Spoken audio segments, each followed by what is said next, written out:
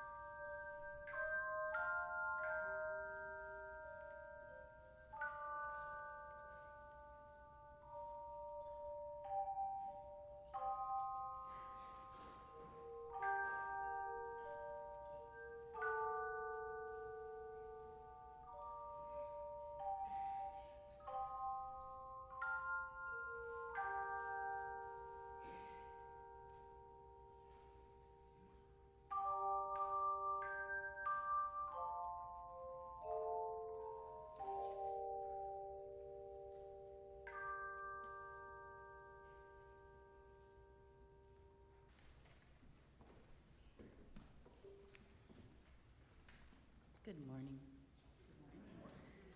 This past week, many of us have been celebrating Chalica in our houses, sometimes also known as Chalicetide or Principalia. Chalica had its origins in 2005 at the Vancouver School of Theology in conversations that then student Daylene Marshall was having with her young adult peers there about their heartfelt desire for a special UU holiday at this time of year. I hope you took home the Chalica calendar last week and have been coloring in the daily candle flame or seeing the daily posts to our Facebook pages, thinking each day in turn about one of our principles and how to live it more fully. As we approach the darkest time of year in our northern hemisphere, lighting a chalice each night with family or friends or even on our own can help us bring the light and warmth of these sustaining ideas into our daily living, to hush the rush and to remind us of all of the reasons for the season. Chalica is just 14 years old. If it were a person, it would be just finishing its first semester of high school. But its traditions are growing as UUs consider how to put our principles into practice. Celebrations of diversity, random acts of kindness, support for social justice organizations are all examples of how folks are celebrating Chalica these days. As Chalica culminates for the year today, you will find chalice-shaped cookies in the sanctuary after worship. They're looking a little more like clovers, so you'll know when you see them. To accompany our Hanukkah fest latkes. And in worship this morning, we will celebrate the cumulative light brought to our lives and to the world by the lighting of our 7 chalices, one for each day of Chalica, one for each of our principles. As each chalice is lit, we will speak our principles into being, reminding one another in language for youngers and elders that our principles must be given life by us, that they must be put into practice in our families, in our congregation, and in the world. Perhaps as we give our principles utterance, we will begin to see the radiance of our tradition.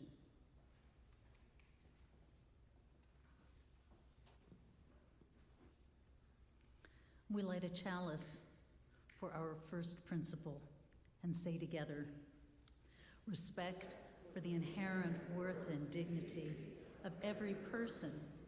Each person is important. We light a chalice for our second principle, respect for justice, equity, and compassion in human relations. Be kind in all you do. We light a chalice for our third principle, respect for acceptance of one another and encouragement to spiritual growth in our congregations. We help each other learn. We light a chalice for our fourth principle, respect for the free and responsible search for truth and meaning, to search for what is true. And we light a chalice for our fifth principle, respect for the right of conscience and the use of the democratic process in our congregations and in society at large. All people need a voice. We light a chalice for our sixth principle, respect for the goal of world community with peace and justice for all. Work for a peaceful world. And finally, we light our congregational chalice for our seventh principle, respect for the interdependent web of all existence of which we are a part. We take care of the earth. Our chalice means something. When it was first created, it symbolized the work of Unitarian service committees, the Unitarian Service Committee's work of helping people escape from tyranny and oppression during the Second World War. When we light it, we light our commitment to service and our recognition that we have the power as human beings to nurture a brighter and better world. Our principles are not simply things to say aloud. They are things to affirm and promote, things we are meant to do. And they all take thought and care and practice. If we did work for them in the world, it would be a very different world. This holiday helps to remind us that we can stand for them and work for them in the world. It is our actions that make our principles shine. Happy Chalica. We also celebrate Advent, which is a season of anticipation, of awaiting eagerly something hoped for. In midwinter, when the green dress of earth that fills our lungs with life is tucked away, the nights are longer, the ground is silent, and we wait for the wheel of the year to turn us back to spring. The lighting of candles and hearth fires remind us of the heat in the human heart and at the heart of the world. Celebrations of light remind us of the magic possible when our hearts and minds are turned toward creation, growth, and healing, rather than the heartless scrabble for wealth, power, and privilege. We see one another's faces alight with hope in the darkness. For Christians, Advent is a season of waiting for the annual celebration of the birthday of Jesus of Nazareth, born so long ago, but whose message of love and justice still lives, and yet too often remains deeply wintered in the hearts of humans.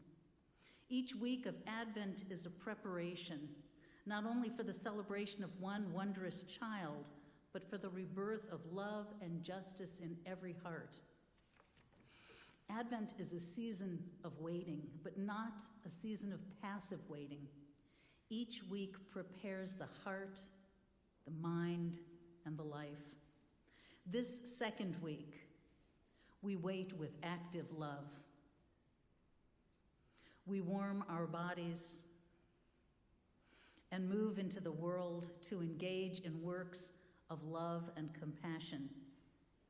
Breathing deep, we feel our hearts expand and overflow with love to pass forward.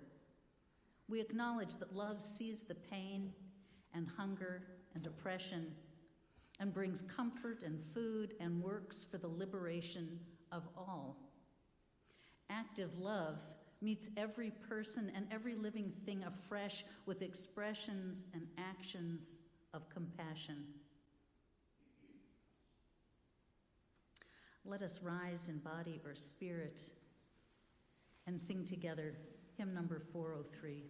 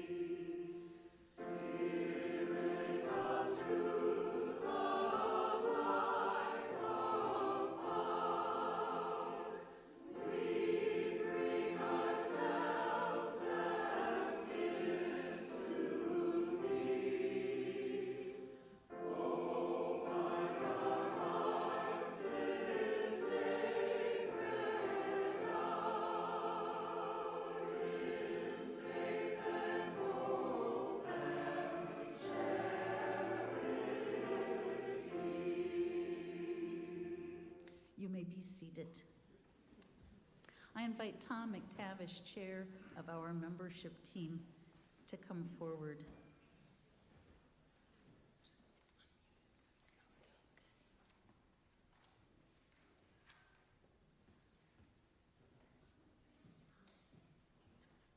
Hi, good morning. Maybe?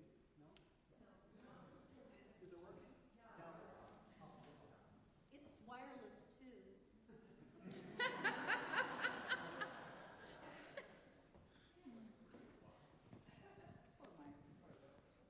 So it's a wonderful occasion here to welcome some new members to the congregation. They've gone through the past belonging class, and as I look around, I don't see them except one, but I'll call the names and see. So Steve Grunst. Steve, are you here today? No. Thanks.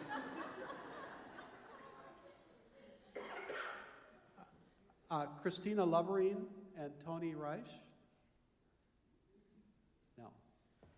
Okay, well, the last, and who is here is Elizabeth Van Orden. So Elizabeth, please, welcome.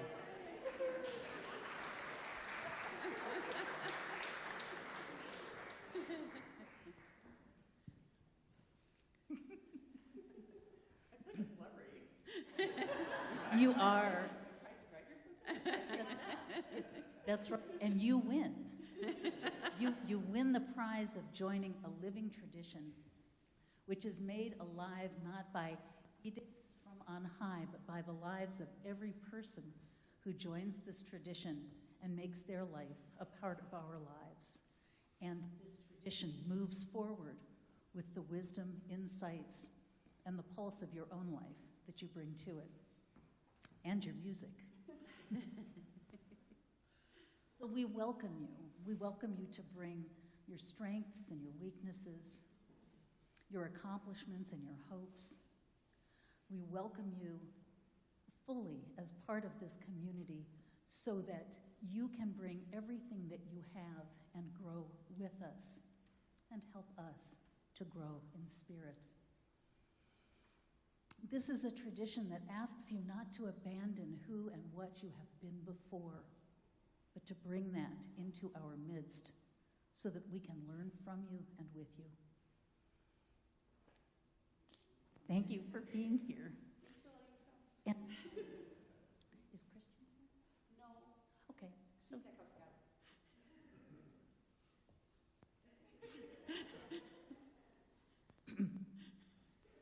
All right then. I would like to invite the congregation.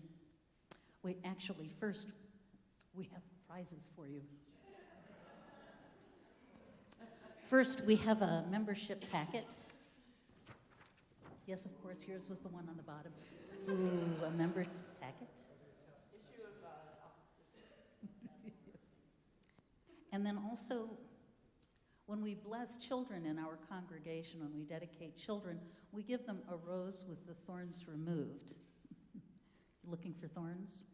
But at least in theory, when we welcome adults into the congregation, we leave the thorns on as an indication that we know that life is real and that being together in a human community is not a perfect adventure. It's just a perfect adventure. And that there are thorns as well as blossoms. So we welcome you here in the midst of our blossoms and thorns to join us on this journey of faith.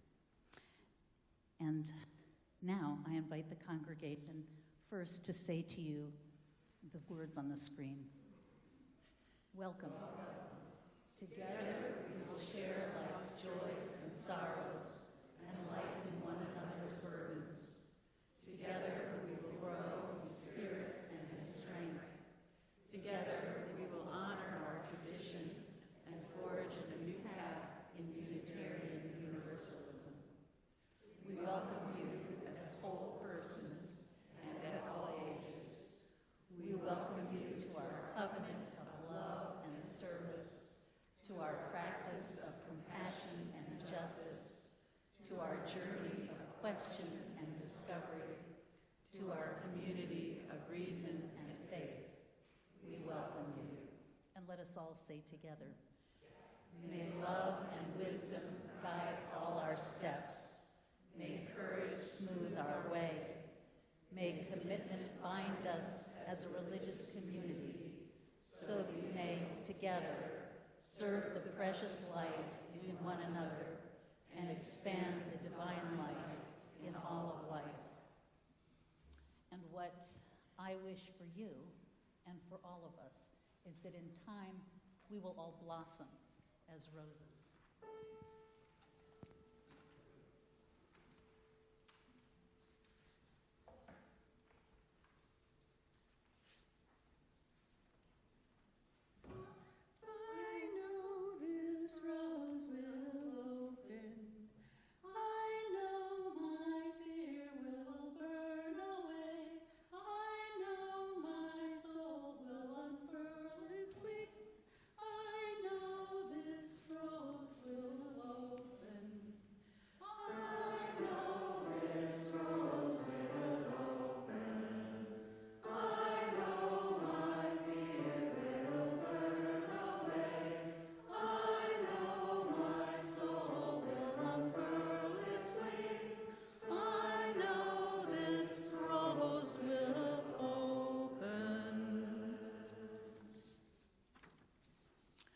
I invite all of you to greet Elizabeth as a new member while you're enjoying a chalice cookie or a latke. You'll know her because she's the one with the heart right on her chest and the rose in her hand. Let us say together the words of our covenant.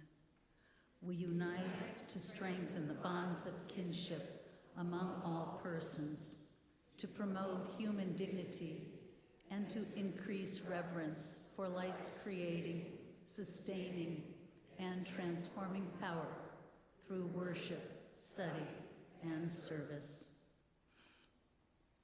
You say that now as a member of this congregation. And now, our children and young people take the light of our community with them to their classes, and we sing them away.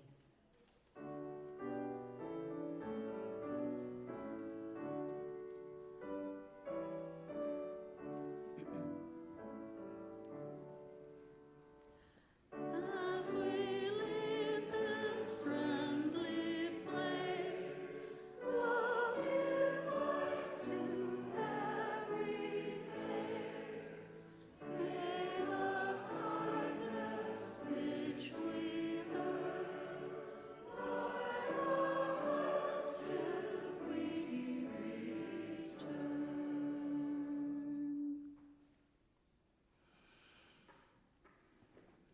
children go forth, and yet the light remains here in this space as well.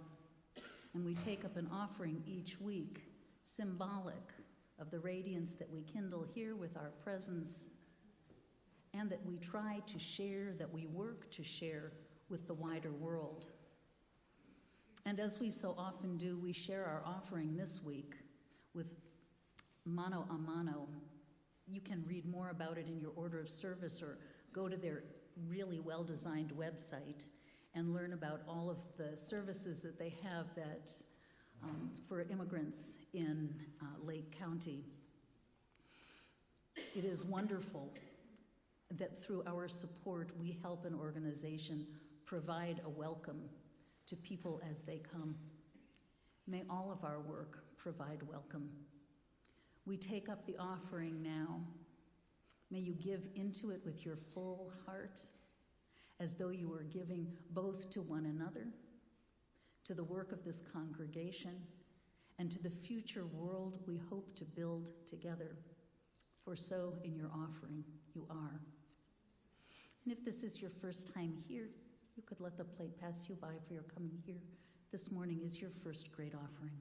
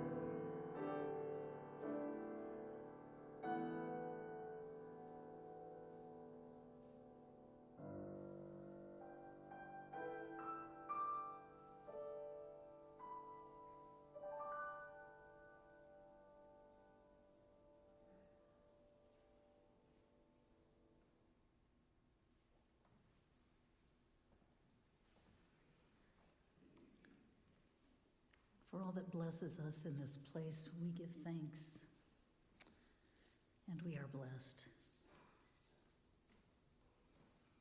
For the healing of our hearts and minds in a time of turmoil, we take time in prayer and meditation in hope that our world will keep turning but cease the crazy spinning that causes acts of violence to tear at the fabric of our society. There is a deeper truth here, a deeper truth in each one of you and in our world. And when we gather, we lift up that truth and make it more possible to move through the world. I offer you as a meditation these words of Adam Solovey. When the mountains sing, when the seas dance, when a crescent moon glides the heavens and the sun lifts day from night, when the rivers waltz to hymns of rain and the oceans drum on cliffs of stone, and the caper bush wakes and the wild iris blooms, remember this. It's not the wind that lifts the eagle lifts the wind.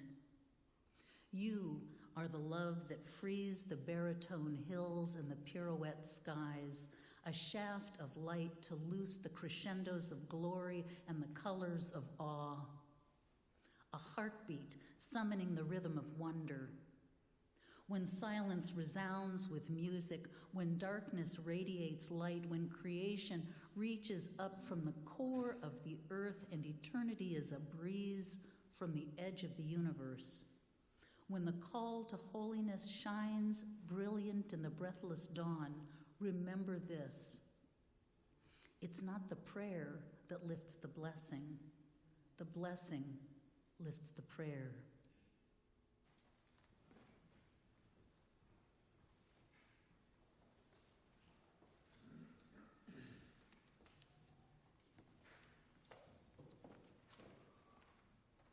Our first reading is from The Second Coming by William Butler Yeats. Turning and turning in the widening gyre, the falcon cannot hear the falconer. Things fall apart, the center cannot hold. Mere anarchy is loosed upon the world. The blood-dimmed tide is loosed, and everywhere the ceremony of innocence is drowned. The best lack all conviction, while the worst are full of passionate intensity. Surely some revelation is at hand.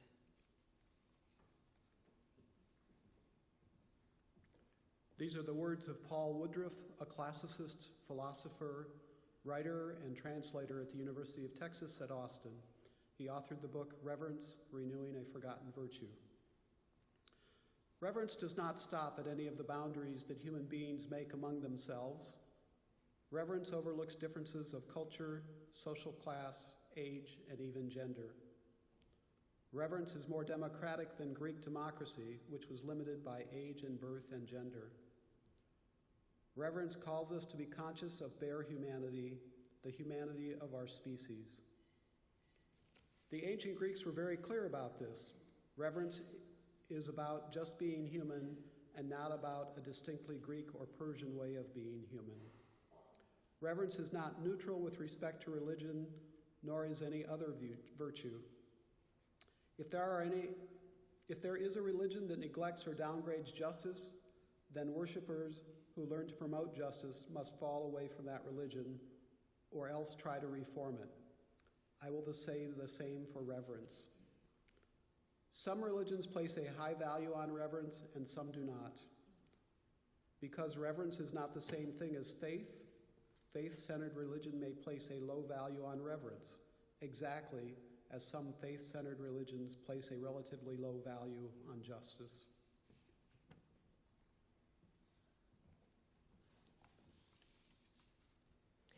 Finally, As a meditation, you are invited into this poem by Mary Oliver called Invitation. Oh, do you have time to linger for just a little while out of your busy and very important day for the goldfinches that have gathered in a field of thistles for a musical battle to see who can sing the highest note or the lowest, or the most expressive of mirth, or the most tender? Their strong, blunt beaks drink the air as they strive melodiously, not for your sake, and not for mine, and not for the sake of winning, but for sheer delight and gratitude. Believe us, they say. It is a serious thing just to be alive on this fresh morning in this broken world. I beg of you, do not walk by without pausing to attend to this rather ridiculous performance. It could mean something. It could mean everything. It could be what Rilke meant when he wrote, "You must change your life."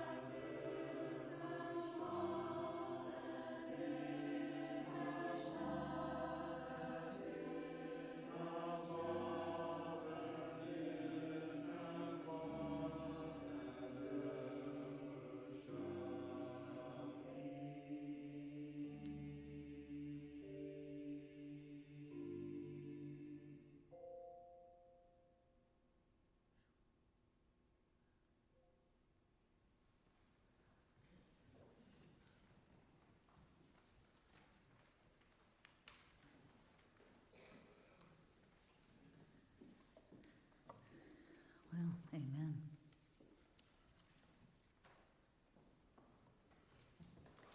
Years ago,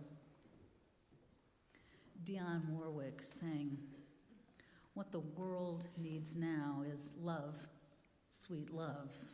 She didn't write it, but she sang it. It's still true, but I think that what the world needs now in greater abundance is something else.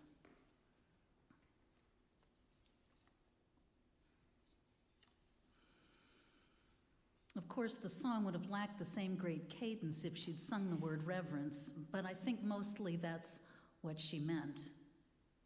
And today, as we end a week of Chalica, I see reverence threaded through our principles, weaving them together and making them and us, if we each choose, stronger.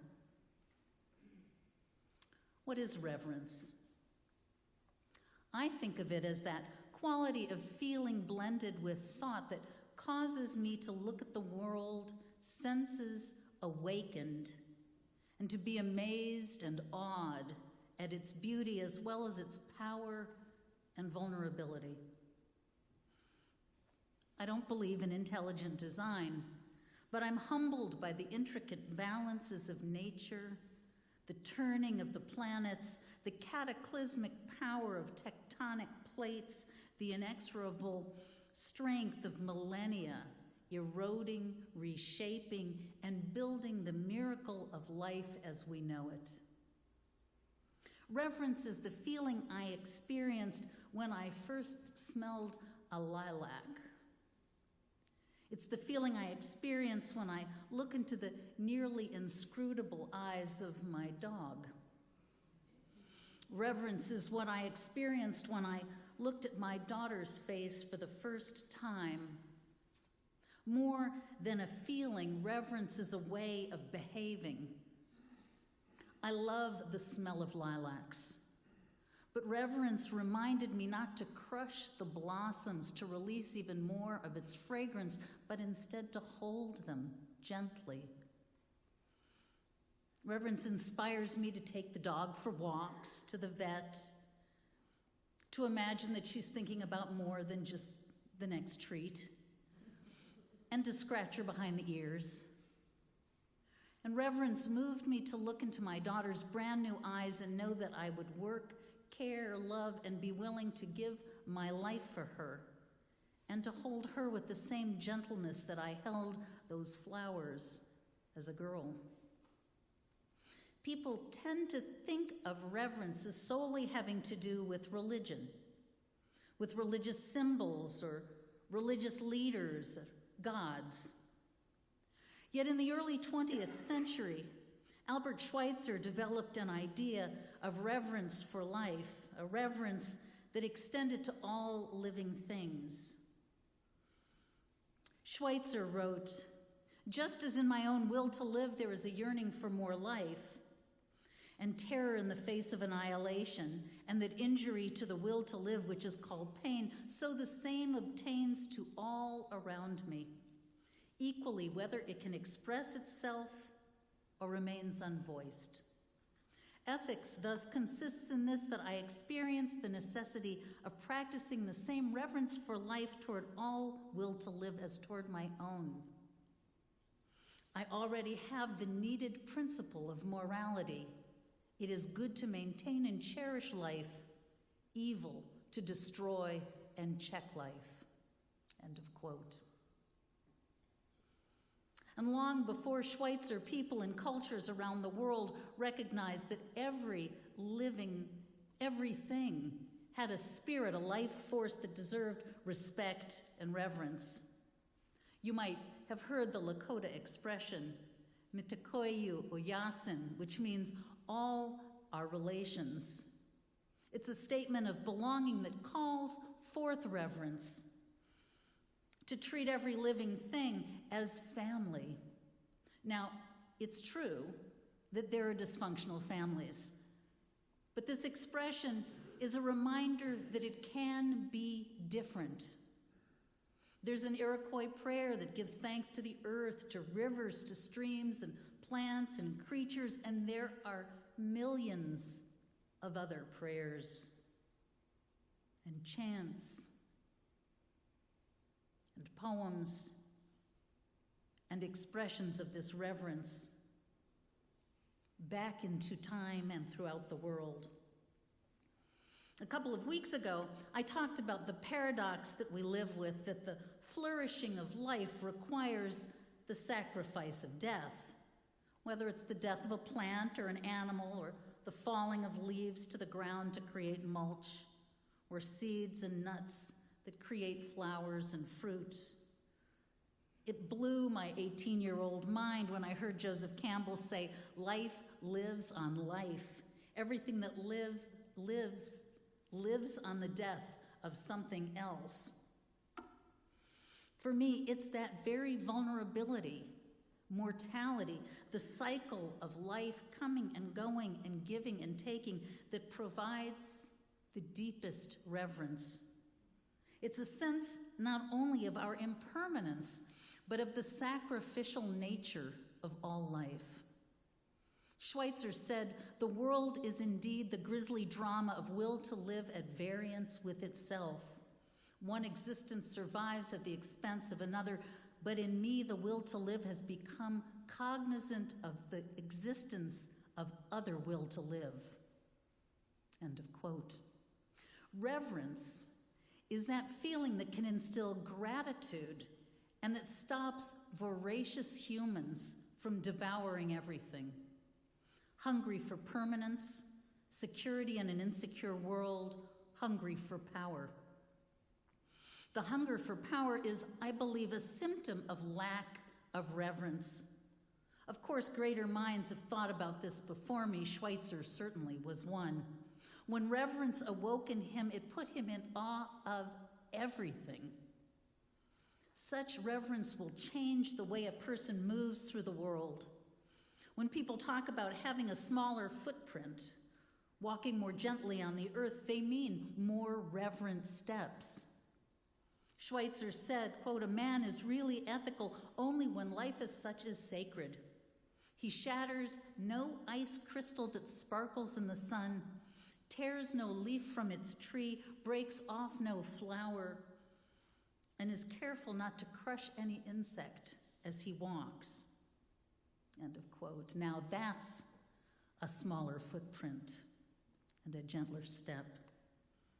Certainly, there's been an association of reverence with gods and idols and religious leaders and even religious traditions, but often it is in religion that this reverence goes astray and becomes idol worship or creates imbalances of power, of authority, theocracies, religious wars. We all know the trail of blood left by unbalanced and distorted religions that have forgotten reverence and instead demanded obedience, unquestioning faith, followed by violence. When I thought about the holiday of Chalica or Principalia or Chalicetide or whatever we end up calling it in decades hence, I saw that all of the principles involve reverence. They're about living in a reverent way. Though we tend to think of them as rational guidelines for a better world and a better life, there's no reason they can't be both felt and reasonable, ethical and reverent. Reverence is always about relationship between two or more, between human beings or human beings and the rest of the great web of which we are a part. Unitarian Universalist minister, the Reverend David Bumbaugh, said that reverence is, quote, "not a means to an end, but an end in itself, an unbidden reaction in response to our place in the universe." End of quote. Paul Woodruff, whose book on reverence I reread recently, would take an exception to that because he believes that as reverence reminds us of our place in the universe, it also calls forth reverent action. It's part of what Woodruff calls virtue ethics. That is, ethics that can arise only from internal states, internal virtues. Like you can do the right thing because you know it's the right thing, or because it's the law, or you know you'll be punished if you don't. But virtue ethics rise from a sense felt of what is good and right. I don't know if any of you have ever watched The Good Place. It's kind of silly, but it starts with this character, Eleanor, a self-centered person who's accidentally sent to the good place. And she wants to hide this fact because she doesn't, want to be sent to the bad place. But no matter what action she takes to try to pass herself off as actually good, she is betrayed by her motives, fear, envy, insecurity, and they keep letting her down so that her good point totals never increase until she discovers genuine care and respect for other people. Paul Woodruff puts it this way: according to virtue ethics, a good person feels like doing what is right. People who do good are aware of moral rules, but so are people who do bad. The difference is virtue, the source of the feelings that prompt us to behave well. Virtue ethics takes feelings seriously because feelings affect our lives more deeply than beliefs do. End of quote. Fundamentally, reverence isn't about who or what is lesser or greater. It's about feeling the miracle of any life and any being in the cosmos, including our own life and being. In Unitarian Universalist language, reverence is recognizing the inherent worth and dignity of everything. You can see it in our first principle, the inherent worth and dignity of every person. Seeing that inherent value in every person takes an eye of reverence. To see the child who grew into that person, to see that quality Schweitzer called the will to live, even when that person has committed terrible acts, to treat them with dignity and compassion. It's a revolutionary principle. When you consider the judgments people make on a regular basis based on clothes, cars, levels of education, race, neighborhood, income, religion, bumper stickers, this principle asks us to look with reverence through differences to the life that connects us even when our differences are great. This is the very ground of a reverence that moves through all of the principles.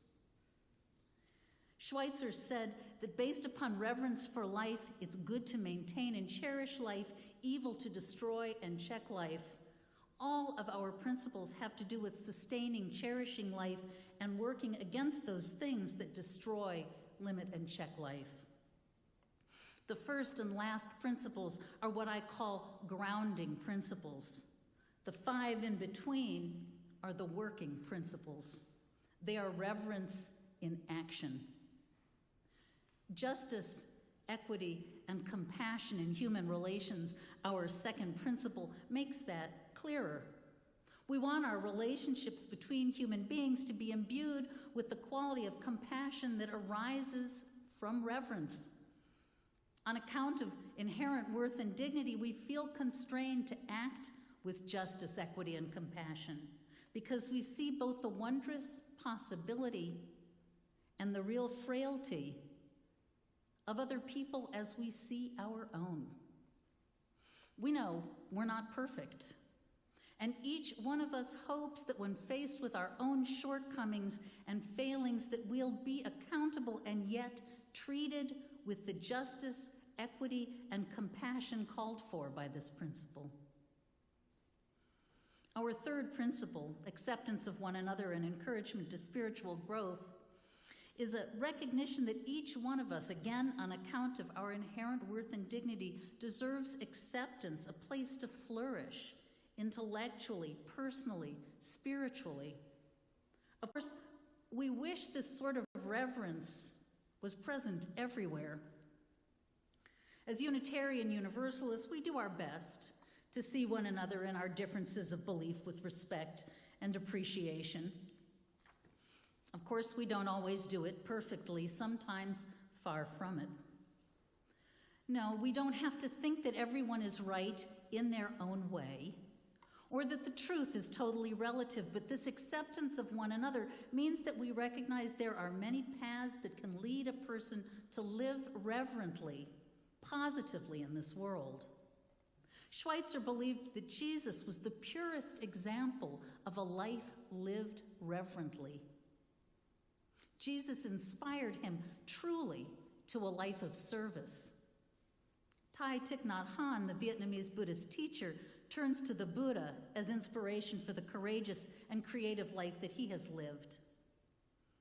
Whatever their different beliefs, we recognize the inspiration and the goodness of their lives, and though none of us here, at least that I know of, though I'm wondering about a couple of you, is either a Schweitzer or a Thai, we aspire to see each other the same way, to be able to discuss with respect our differences, to seek to understand the many ways we can come to live and embody our ethics that are grounded in reverence for one another. Our fourth principle, a free and responsible search for truth and meaning, pointedly reminds us of the need for reverence. It invites each of us into great freedom, but it also reminds us that we are absolutely responsible, that our truths and meanings uphold reverence for one another and for life. I knew a kid in college who'd, I guess, taken some philosophy class, and he decided that he was, in fact, a superior being, and that he and other beings like him deserved to be treated with more respect than other people. We didn't date. He really believed that there are worthy and worthless people. He might be free to think that's true, but he'd be wrong. First, it's not an idea that's responsible to life. And therefore, secondly, it's not a truth at all. You probably see where I'm going with this. Only in the context of the community that has reverence and recognize the inherent worth and dignity of every person can put the idea of our fifth principle into action. Only then can it gain traction. The right of conscience and the use of the democratic process is something that demands reverence. Conscience asks us to constantly interrogate ourselves. Paul Woodruff has 3 questions he believes we need to ask ourselves in order to live reverently. The first is, can I do this thing I'm planning to do in a reverent spirit and reverently? Second, am I fooling myself? And third, am I actually doing the thing I think I'm doing? They're great questions. They're questions that can take you deep into yourself and cause the kind of self-interrogation that you need in order to be a good participant in a community, in the world, or in the democratic process. And you can only imagine the use of the democratic process with that fundamental belief that every human being deserves to have agency in those decisions that involve their fate. The 6th principle, the goal of world community with peace, liberty, and justice for all, reminds me of what I consider to be one of the most reverent documents ever written, the International Declaration of Human Rights. In 1948, the Declaration affirmed that peace, liberty, and justice were the conditions that every life deserved in order to flourish. And it is that flourishing, remember, which is the goal of reverence. Our 7th principle, respect for the interdependent web of all existence, of which we are a part, makes firm the ground of reverence.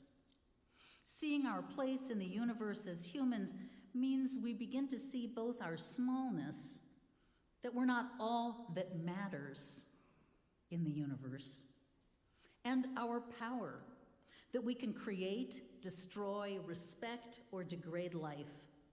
It's a web we're woven into, and this principle calls for reverence because each one of our actions,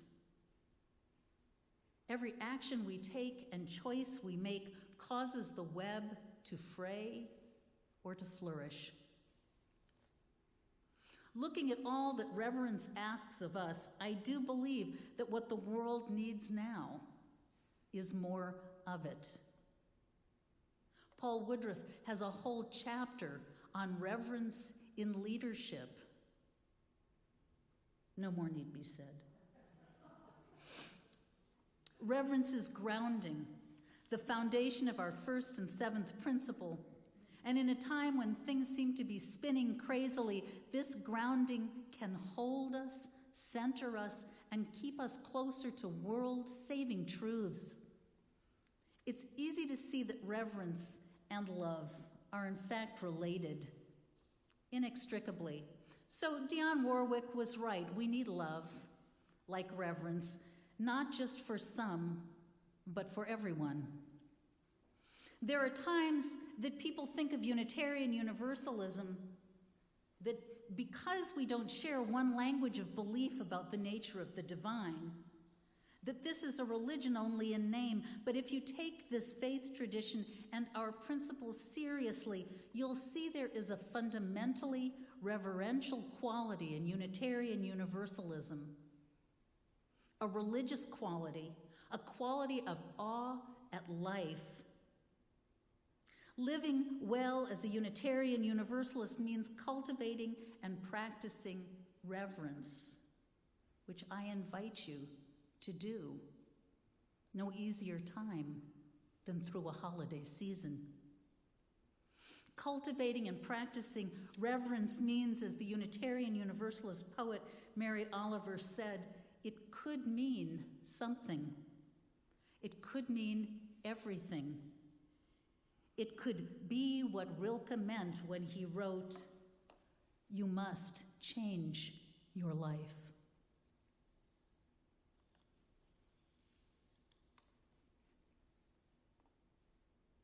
Amen.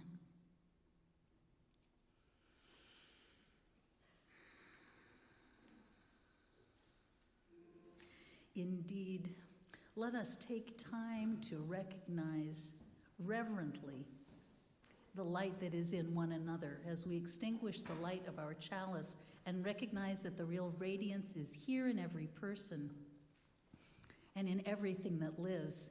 Take a moment to turn to the people around you, to greet them reverently, to share your light with them, to see the light within them, and then turn back for our closing. I share my light with you, and I see the light in all of you.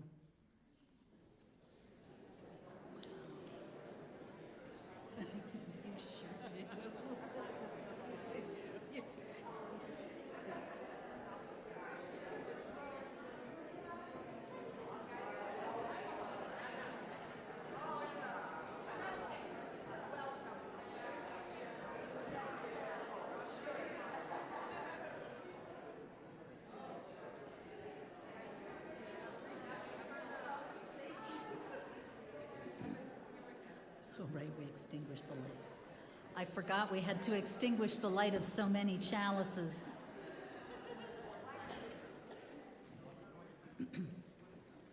May you go forth from this place reverently, in a spirit of love and peace, and return ever with your hearts open and your hands ready to join together to do the work of building the beloved community, which is the work of healing our world. Amen, and blessed be.